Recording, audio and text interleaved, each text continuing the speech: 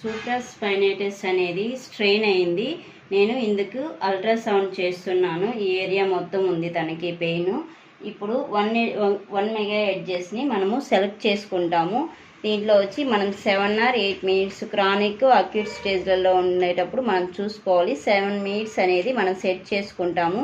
తర్వాత continuous pulse mode అనేసి ఉంటాయి 2 మోడ్స్. మనం కంటిన్యూస్ మోడ్ సెలెక్ట్ చేసుకుంటాము.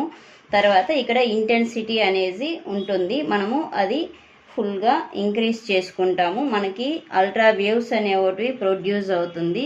మనము ఇలాగా అల్ట్రాసౌండ్ అనేది ఈ ఎడ్జ్లో పట్టుకొని మైల్డ్గా నిదానంగా చేయాలి. సర్క్యులర్ మూమెంట్ లాగా మనము చేయాలి. ఈ అల్ట్రా వేవ్స్ అనేవి ప్రొడ్యూస్ అయ్యి ట్రిగ్గర్స్ అనేవి రిలీజ్ అవుతుంది. తర్వాత పెయిన్ అనేది రిలీఫ్ చేస్తుంది.